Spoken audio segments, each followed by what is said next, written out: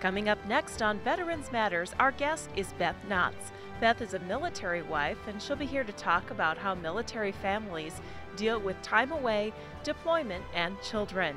That's coming up next on Veterans Matters.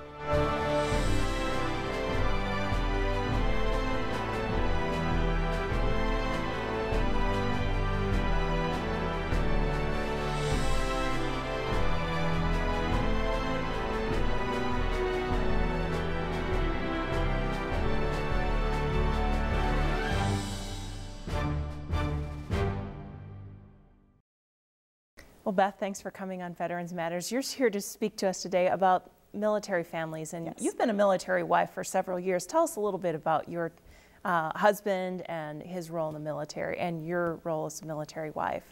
I've been married 17 and a half years to a United States Army officer. I married him when he was first lieutenant, and he's recently retired as a lieutenant colonel. He's the former professor of military science here at EIU. Stephen Knotts, who's been on our show several times. So you've gone through, tell us about some of the places that, since you've been married, where are some of the places that you two have lived? We were married in Hawaii. I went to Hawaii because we had our big wedding planned, and we had to postpone it because of Operation Uphold Democracy in Haiti. Went to Hawaii, eloped. 17 days later, he got on a plane and went to Haiti. Then we went from there to Virginia, from Virginia to Fort Hood. At Fort Hood, we had 2 babies, both proud Texans. We went from Fort Hood to an assistant professor of military science slot at Ohio University. And we were there for a year. And then we went to Fort Sheridan, Illinois, where we spent 3 fabulous years with the Illinois Reserves. Go Custer Division. And there we had another baby, my little girl, Lydia. And then we went to Heidelberg, Germany, where we spent 3.5 years. And from Heidelberg, Germany, we went to Fort Hood. And from Fort Hood, my husband we were incredibly blessed to be selected for the command slot here at EIU. So you've had a combination of living in, the U.S. and abroad. Yes. On military bases and non. Yes. Talk about what is the difference for military families when you live on a post versus living, say, here in Charleston? Here in Charleston, it's huge. We're one of very, very few military families in the area. Most of them were part of our unit or recruiters, but I akin it to being Amish out amongst the English. We have our own culture living Army life. My kids and I speak a different language. We have different words for things. We tell time a little, we use the 24-hour clock. Military time. Yeah, military time. My kids have had experiences that most kids in America have never had.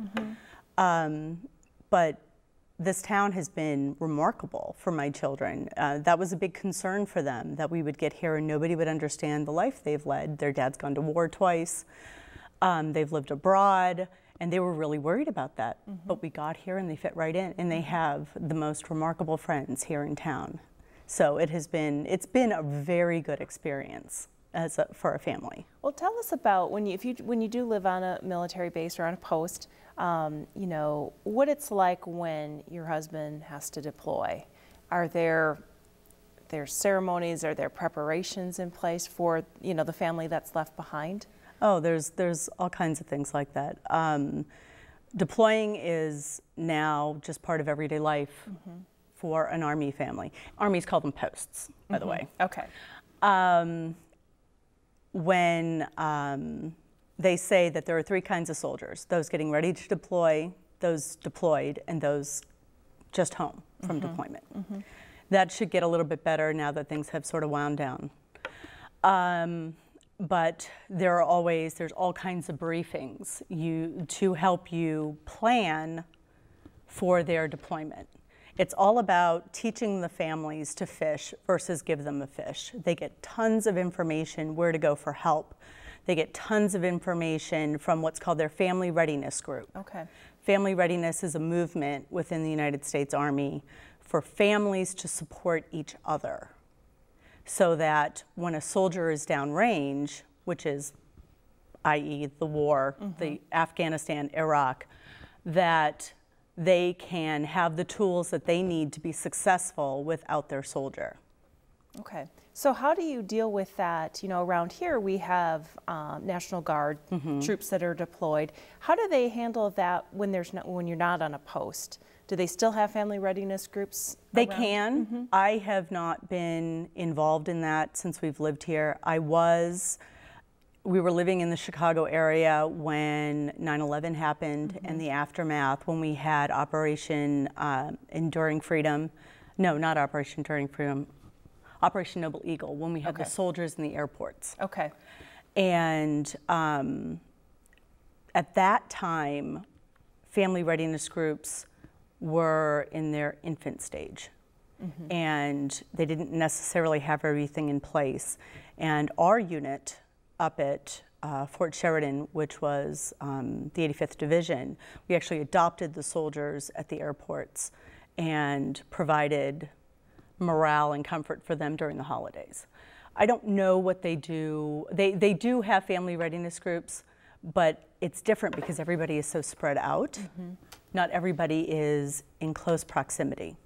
Okay. So it's a different animal than being part of the active forces, where generally everybody lives close to the base or on the base.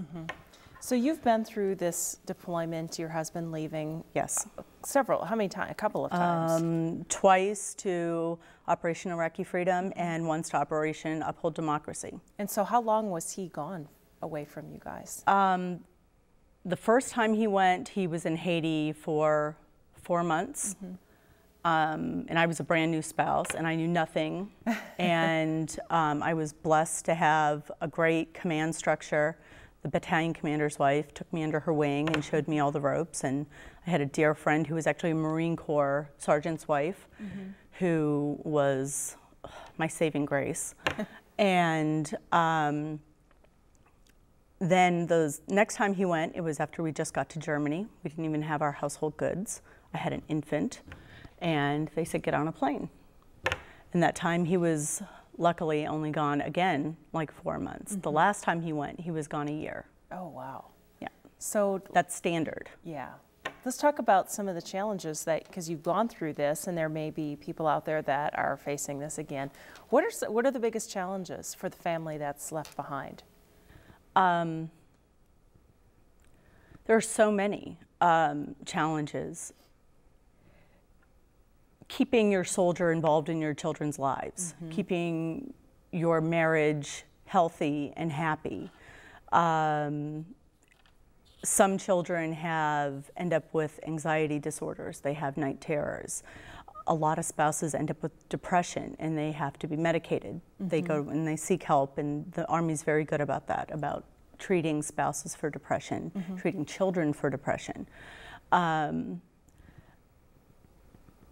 It's just the day-to-day life. You're a single parent, and if you don't have a good support system, that is very wearing. Is that more challenging if you're just out here on your own, not part of a military base or post? You know, that if you don't have those resources right there, like maybe your neighbor lady is not in the same situation as you are. I think it would be, but I think that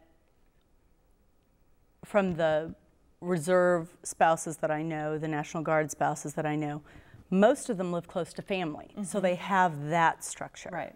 They don't have access necessarily to, I hope they do, and I know that sometimes they do offer them like video teleconferences where they can go to a place and have a video teleconference with their spouse.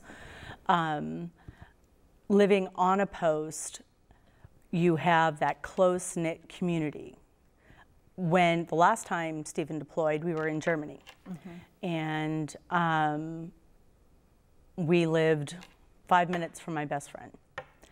And it was nice because it was staggered. Stephen left in September. Todd, her husband, who's Stephen's best friend, left right on New Year's Day. Then Stephen came home for R&R, and he left. And then Todd came home for R&R, and then Stephen came home.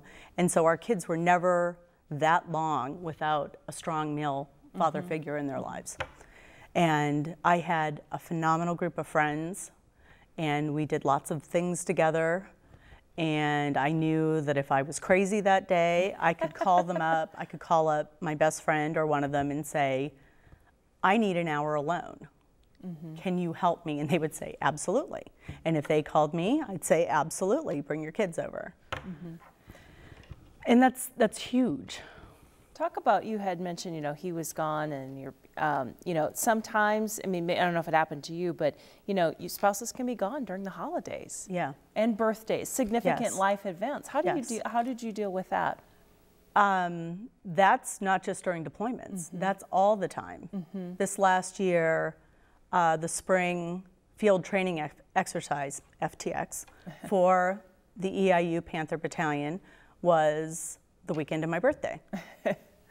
So we just pushed my birthday a week. We did. My kids insisted on making me breakfast, and you know, we had a little hoopla at home, but nothing really. The next weekend, it was like that was my birthday. That's what we've done.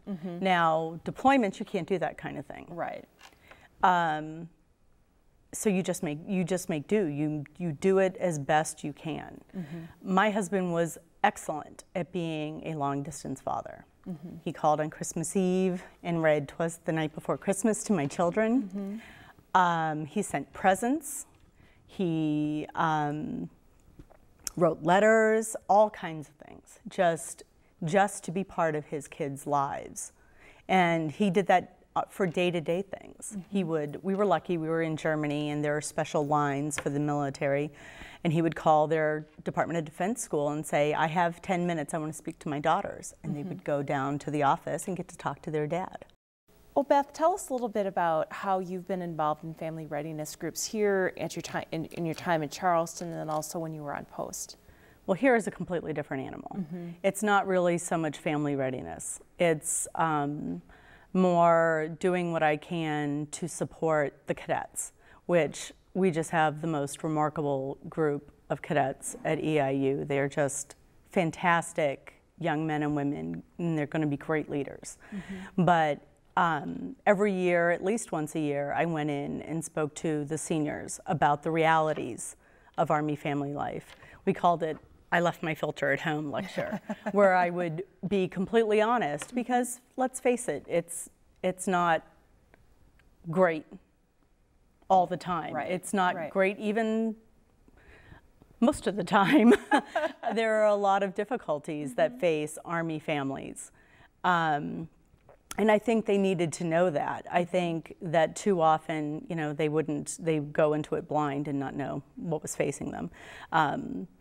I like to bake. I would bake them goodies when they would go on trips, or just put stuff in the cadet lounge. And I would go, you know, of course, the ball. We have a big ball every spring. And last year I took a whole van load of female cadets up to Champaign dress shopping for our ball. And of course, commissionings, and, you know, if they were having trouble in their lives being available to them, if they needed to talk to somebody, if they couldn't talk to their own parents, just that kind of thing. Just, I mean, it's not the same animal as it is living on a military base. When you had said you talked to them about the realities, are there some misconceptions that some of these younger cadets have about what this is really going to be like if you have, you know, a wife and a small child and you're deployed? Are they not quite fully aware? I don't think anybody is. I think there's a general misconception in the general populace of what it's like. I've had people actually say to me, well, you knew what you were getting into. And that's maddening, because you don't. I mean, nobody could have foreseen 9/11. I mean, nobody had any idea what the last 11 years were going to bring us. People don't know about the trials and tribulations that military kids go through, about the some kids have a really hard time moving. Some kids have really bad anxiety with deployments, dealing with the red tape of medical care in the military, with housing, living on a military post. I mean, it's not, unless you're a military brat yourself, And even they don't have necessarily know everything because they were kids and shielded from a lot of it. But we're like our own entity unto ourselves. I mean, the rules aren't the same. Well, let's talk about the challenges that children face, because you know, some kids can go through it if they've got, you know, strong support.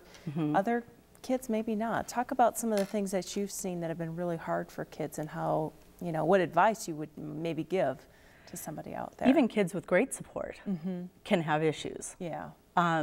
It's not even about that. It's about the individual child and who they are. I mean, I've seen kids with phenomenal parents who are incredibly supportive, and their dads are involved, and they have, you know, their dad deploys and they have school issues because they're having anxiety. They're having night terrors because the reality is that not everyone comes home. Yeah, it's true. The hardest thing that we've had to deal with was the person who we lost closest to our family downrange was my daughter's soccer coach, Gary Derby. And he was a great man. He was a wonderful father and husband. He took part in his community. He was a great soccer coach. And he was wonderful to my daughters. And they were friends with his son and classmates with his son. And he was killed shortly after he went downrange in a suicide bombing. And having to tell my daughters that Gary had been killed, and dealing with that grief was not something I expected to. If we were going to lose somebody, it would affect my husband and I in that way, but not my daughters, not in that way. And we talked about it, and they made sympathy cards for Matthew and his mom, and they got through it. But that's one of the harsh realities that military children deal with, is losing people around them. Yeah, yeah. And do you think are there different challenges that children face if now we have mothers deploying? Yeah. Sometimes mothers and fathers at the same time? Yes. Or that's got to be, is it harder for the dad to be gone, the mom to be gone, or is it just, it's got to be just, it's different? It's different. It's different. Especially in a dual military family, when you have both spouses who are active duty, they can deploy at the same time. They try not to let that happen, but there are times when that's just not avoidable. But I've known stay-at-home dads in the I had a great friend when we lived up at Great Lakes Navy Base when we were stationed in Fort Sheridan, and the mom was an active duty Navy nurse, and she was a fantastic mom, and the stay-at-home dad was he was the stay-at-home dad, and he was tremendous. And I have not a doubt in my mind that her kids would have been just fine had she deployed. There are all different kinds in the military, and I think as long as parents are involved, I think kids can weather anything. How they weather it, how they come out the other end, that varies.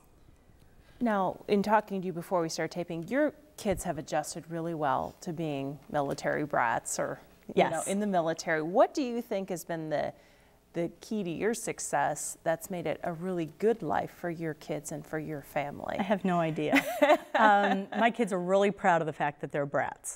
They really are. They wear that title absolutely proudly. They're very proud of their dad. They're proud of our family, that we have weathered through all of this. We have always tried to make every move an adventure. It's not, we have to move again. It's, this is where we're going, let's get out a map. Let's look on the computer and see what's in the area. How far are we from a big city that there are all kinds of really cool museums and things to go to? We've really tried to make every move an adventure. And I honestly, other than that, I don't know what I've done to make my kids be so well adjusted. I really don't. They really seem to be. Their teachers tell me they're pretty well adjusted. They do really well in school. I mean, structure is huge for kids, obviously. That is huge. When a spouse deploys, you have to keep the structure.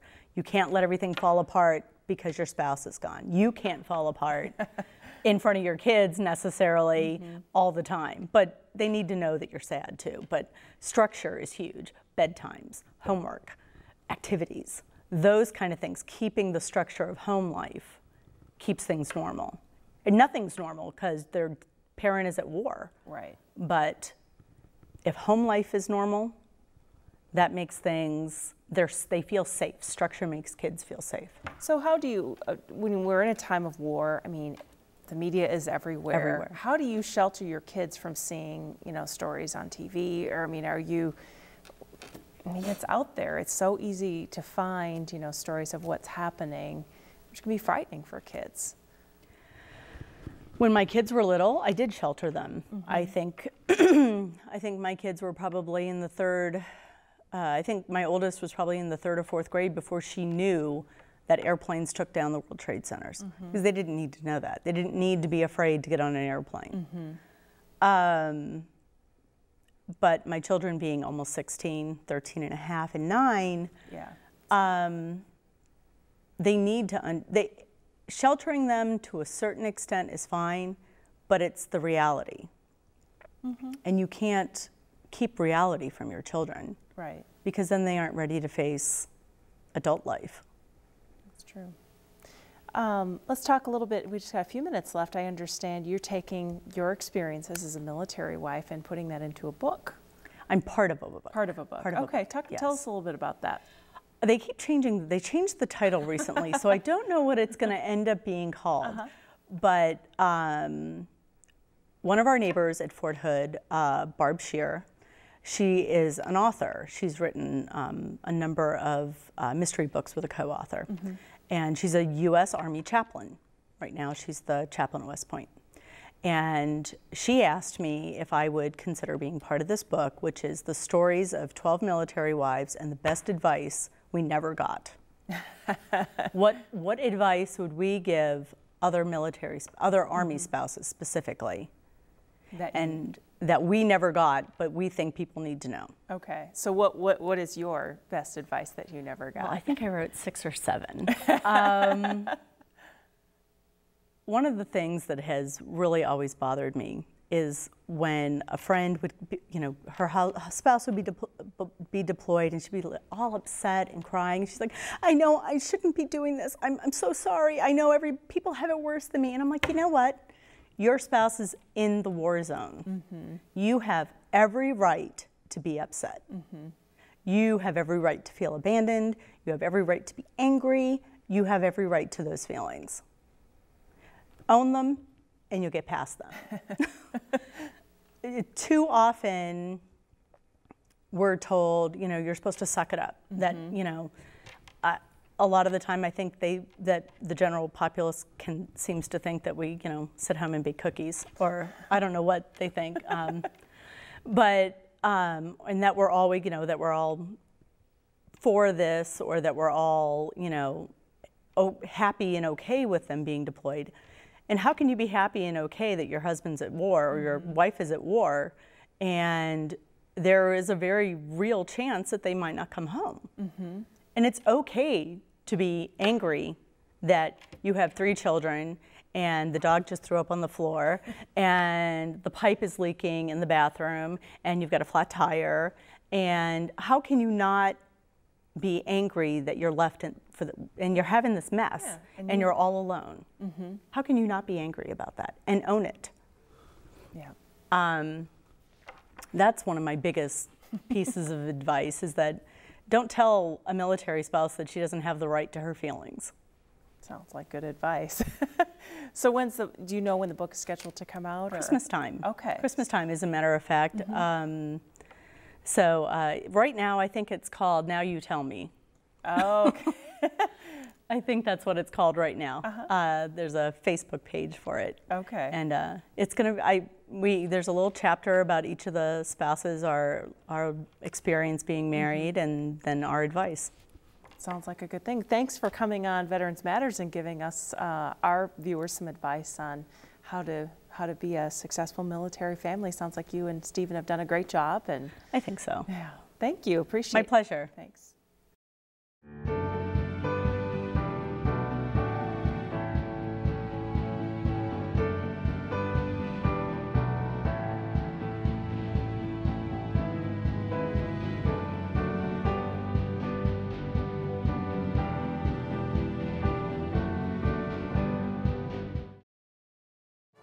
Hi, I'm Erica Borgren, Iraq veteran and director of the Illinois Department of Veterans Affairs. Our mission is to empower veterans and their families to thrive. We do that by providing long-term care in our veterans' homes, by developing programs to address the mental health, employment, and other challenges veterans face, and by helping veterans navigate the complex system of federal, state, and local resources. Our agency is home to a team of veterans whose sole job is to help other veterans. But we can't do this work alone. We need Illinois veterans to stand up and be counted so we can better understand our veteran community and serve you better. We are calling on all Illinois veterans, even if you've personally transitioned well and aren't in need of any services, to log on to our website to stand up and be counted. You have already stood up to answer the call to service. Now, stand up and be counted to help the entire Illinois veteran community. Visit veterans.illinois.gov.